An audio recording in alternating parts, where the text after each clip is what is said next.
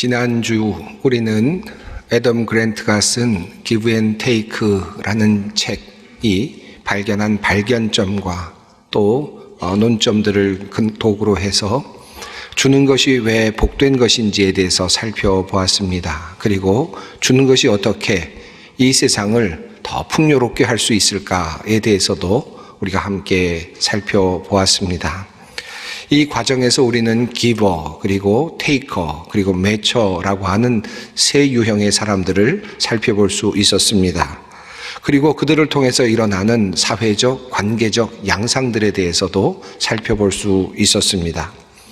지난주 설교 말씀을 듣고 아마 테이커 유형에 있는 분들은 아마 마음이 많이 상하셨을 거라고 생각이 듭니다. 그러면 테이커는 구원받지 못한 사람인가? 또 나쁜 존재인가? 쓸모없는 존재인가? 이 세상을 나쁘게만 만드는 사람인가? 이런저런 생각이 드셨을 것이라는 생각이 듭니다. 그래서 오늘은 여러분과 함께 성경 속에 나타나는 전형적인 테이커 한 사람을 함께 살펴보려고 합니다. 원조 테이커라고 할 수 있을 것 같은데요. 바로 그 이름은 야곱입니다. 누구나 가지려고 하는 욕망이 있죠. 그리고 그러나 과도하게 가지려고 하는 사람들이 있습니다. 자신이 손해보는 것을 절대로 허용하지 못하는 사람들입니다. 자신이 주는 것보다 훨씬 더 많은 것을 가져야 마음이 편해지는 그런 사람들입니다.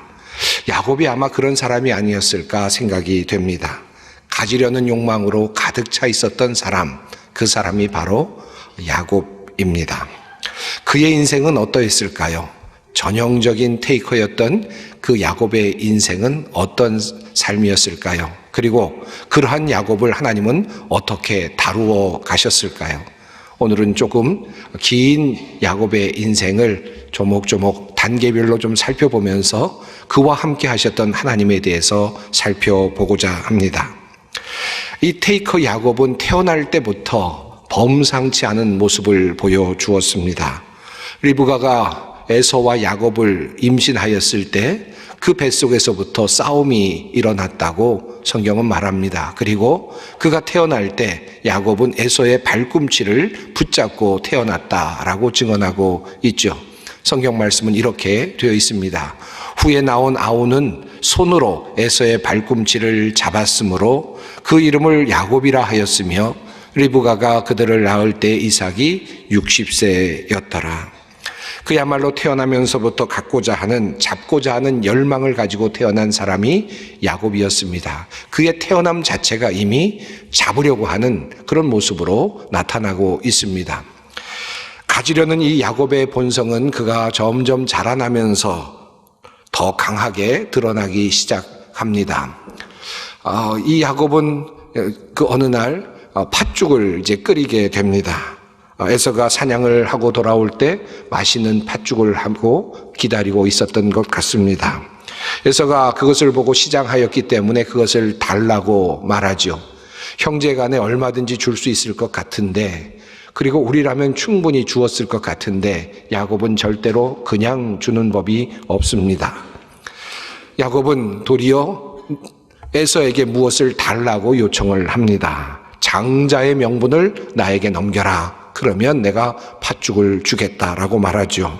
무언가를 주어야만 내가 줄 수 있다라고 하는 태도입니다. 배고파서 지쳐있는 에서의 상황을 파고 들어가서 팥죽의 가치를 최고로 높여놓았던 바로 그런 상황이었습니다. 아는지 모르는지 에서는 그 제안을 받아들였습니다. 그리고 야곱은 장자의 명분을 가로채었습니다. take 하였습니다. 장자의 명분을 가진 야곱은 아버지 이삭이 에서에게 축복을 하려는 것을 알고 그 축복도 빼앗기지 않으려고 하죠. 절대로 빼앗길 리 없는 야곱입니다. 그래서 에서가 사냥을 하러 나갔을 때 그는 변장을 하고 아버지 앞으로 갑니다. 이삭으로부터 축복을 받습니다. 에서가 돌아와서 남은 축복이 있습니까? 라고 물었을 때 그 축복이 거의 없다. 너에게 줄 복이 없다라고 말할 만큼 모조리 그 모든 복을 가로채고 말았습니다. 이 과정에서 야곱은 거짓말을 하지요. 그리고 변장을 하고 들어가서 아버지 앞에서 속이는 연극도 했습니다. 그야말로 수단과 방법을 가리지 않았습니다. 자신이 갖고자 하는 것을 가져야만 하는 그런 사람이었습니다. 전형적인 테이커였습니다. 이 전형적인 테이커로 태어난 이 야곱의 인생은 어떠했을까요? 그는 그 자신의 삶에 대한 일반 중간의 그 결과를 받아들여야만 했습니다. 성경은 이렇게 말하고 있습니다. 그의 아버지가 야곱에게 축복한 그 축복으로 말미암아 에서가 야곱을 미워하여 심중에 이르기를 아버지를 곡할 때가 가까웠은즉 내가 이 아우 야곱을 죽이리라 하였더니, 그 결과 야곱의 그와 같은 가로채고 가지는 그 삶의 결과는 전쟁이었습니다. 태중에서부터 태어나면서부터 그렇게 싸우면서 태어났던 그런 야곱과 에서 사이에 미움이 더 증폭되었습니다. 이제는 죽여야 되겠다라고 하는 살이까지 생겨나게 되었습니다. 테이커인 야곱은 이제 생명의 위협을 느끼는 단계까지 이르게 됩니다. 자신이 손에 쥔 것은 많이 있었지만 그 대가는 매우 컸습니다. 두려움과 공포가 그에게 몰려왔습니다. 원하는 것은 얻었지만 그의 인생은 피곤한 인생이 되고 말았습니다. 자신이 가지려 함으로 생겨난 고통스러운 현실을 그는 이제 직면해야만 하는 상황이 되었습니다. 이러한 야곱의 모습에서 테이커가 전형적으로 겪게 되는 그와 같은 상황을 우리는 보게 됩니다. 안타까운 현실을 우리는 볼 수 있습니다. 결국 테이커인 야곱은 가족관계를 망가뜨리죠. 그리고 형과는 원수지간이 되었습니다. 고향을 떠나서 홀로 자신의 운명을 개척해 나가야 하는 신세로 전락하게 됩니다. 브엘세바를 떠나서 이제 하란으로 가야 되는 상황이 되었습니다. 야곱이 하란에 가서 어떤 상황을 겪게 되었을까요? 흥미로운 이야기가 성경에서 전개되지요. 테이커인 야곱은 이제 그 하란으로 가서 또 다른 테이커를 만납니다. 그보다 한 수 높은 테이커를 만나게 됩니다. 아버지 이삭을 속였던 야곱은 이제 삼촌 라반에게 속게 됩니다. 이야기는 이렇게 전개되지요. 야곱이 라헬을 좋아합니다. 그래서 야곱은 그의 아버지 라반에게 가서 약속을 합니다. 라헬을 얻기 위해서 내가 무상으로 무보수로 7년을 일하겠습니다 라고 약속을 하죠. 이것은 정당했던 약속일 것입니다. 고대 근동에서는 대부분 그와 같은 일들이 많이 일어났기 때문입니다. 어쨌든 7년 동안 그는 무보수로 일을 했고, 그리고 이제 아내를 얻을 자격이 생겼습니다. 라헬과 혼인잔치를 하게 되었습니다. 잔치가 끝나고 첫날 밤을 보내고 아침에 일어나 보니까 함께 했던 사람이 라헬이 아닙니다. 그의 언니 레아였습니다. 보기 좋게 라반에게 그만 속아 넘어간 것입니다. 항의하는 야곱에게 라반은 이렇게 대답합니다. 라반이 이르되 언니보다 아우를 먼저 주는 것은 우리 지방에서 하지 아니하는 바이라. 이를 위하여 7일을 채우라. 우리가 그 돈에게 주리니 내가 또 나를 7년 동안 섬길지니라. 라헬을 사랑하는 것을 잘 알고 있었던 라반은 7년 동안의 공짜 노동력을 또 얻으려고 했습니다. 그래서 그런 계략을 꾸몄던 것입니다. 꼼짝없이 야곱은 사랑하는 라헬을 얻기 위해서 또다시 7년을 일해야만 했습니다. 뛰는 놈 위에 나눈 놈이 있었습니다. 나름 수준급의 테이커인 야곱, 그러나 그 야곱의 뺨을 치는 또 다른 테이커 라반이 성경에 등장합니다. 그렇게 해서 야곱은 14년 동안이나 무보수로, 무임금으로 노동을 합니다. 그리고는 레아와 라헬을 겨우 아내로 얻게 되었습니다. 빼앗는 인생은 결국 빼앗기는 인생이 됩니다. 야곱이 그랬습니다. 속이고 빼앗은 사람은 결국 언젠가 누군가에게 또다시 빼앗길 수밖에 없습니다. 라헬이 요셉을 낳았을 때 아마도 또 다른 7년 동안의 노동을 마칠 때쯤이었던 것 같습니다. 이제 야곱은 고향으로 돌아갈 생각을 하지요. 하지만 라반은 야곱을 붙잡습니다. 그리고 품삯을 줄 테니까 이제부터는 나의 가축들을 돌보라 라고 그렇게 언약을 맺습니다. 야곱을 통해서 더 많은 것을 가지려고 하는 라반의 속셈이었습니다. 하지만 야곱은 이러한 라반의 의도를 간파하고 보기 좋게 테이커답게 반격을 시작합니다. 라반에게 야곱은 이렇게 제안을 합니다.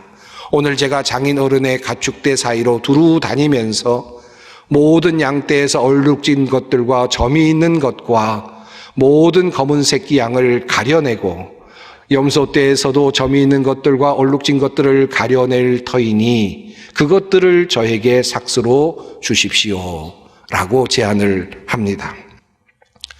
야곱의 인생을 보면서 테이커 야곱이 하나님의 도우심으로 성공하는 모습을 보게 됩니다. 야곱의 또 다른 하나의 단계, 인생의 단계의 모습이라고 할 수 있겠습니다. 하나님은 가지려고 하고 얻으려고 하고 있었던 야곱을 축복해 주셨고, 그리고 그가 얻고자 하고 가지고자 했던 것들을 얻을 수 있도록 배려해 주셨습니다. 그리고 야곱은 하나님께서 나에게 이것을 주셨다라는 사실을 알게 됩니다. 하나님의 도우심으로 얻는 단계, 하나님의 도우심으로 갖게 되는 단계, 바로 그 단계를 야곱은 이제 거쳐갑니다.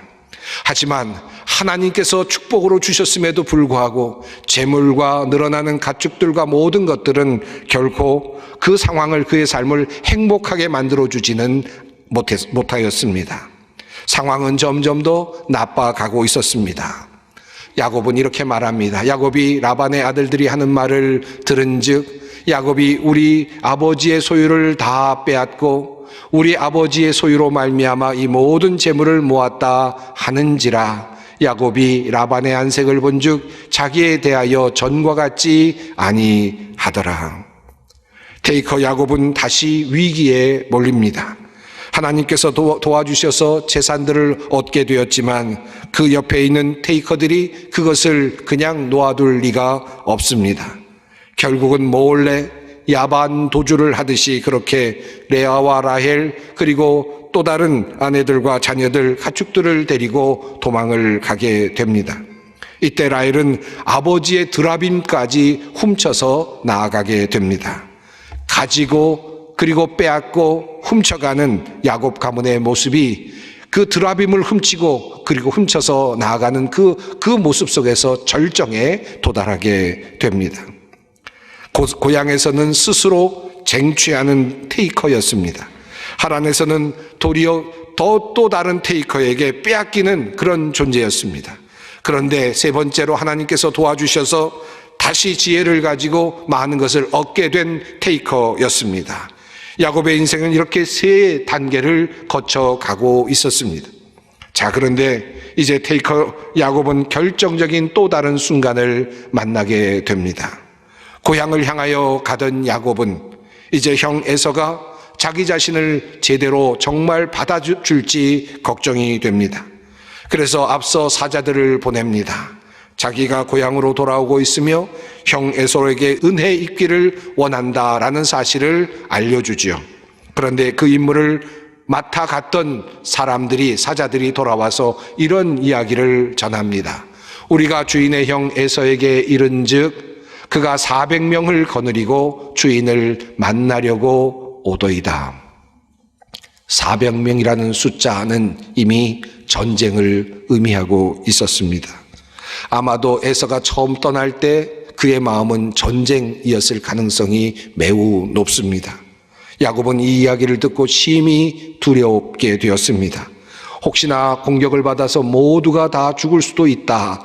그리고 모든 것을 빼앗길 수도 있겠다라고 하는 위기감을 느꼈습니다.